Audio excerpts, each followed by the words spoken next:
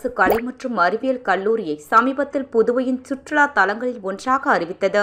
இதன் அடிப்படையில் இன்று புதுச்சேரி தில்லையாடி வள்ளியம்மை அரசு பள்ளியில் ஒருங்கிணைப்பாளர் முனைவர் செராக்ஸ் மாணவ மாணவியர்கள் சுமார் 175 பேர் தாகூர் கலை மற்றும் அறிவியல் கல்லூரியில் அமைந்துள்ள பசுமை நகர்வனம், விலங்கியல் அருங்காட்சியகம், ஹைடெக் டெக்னாலஜிக்கல் பார்க், மண்புழு வளர்த்தல், தேனீ வளர்த்தல், காளான் வளர்த்தல், கல்லூரி நூலகம், தமிழ் பெயர்கள் கொண்ட காடுகள், அதில் அரிய வகை மற்றும் பழமையான மரக்கங்கள் ஆகியவற்றை பார்வையிட்டனர்.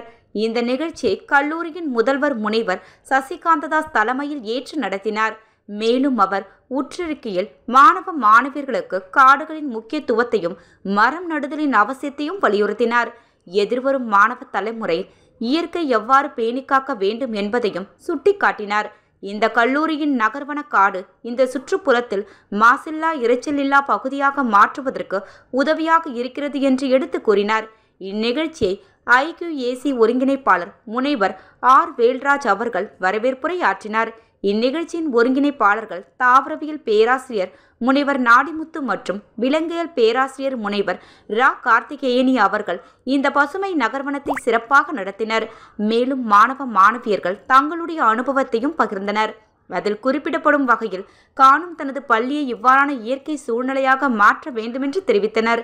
இந்த கல்வி சுற்றுலா அவர்களுக்கு இயற்கையின் பாதுகாப்பின் அவசியத்தை கற்றுக் கொடுத்ததாக மகிழ்ச்சியாக கூறினர்.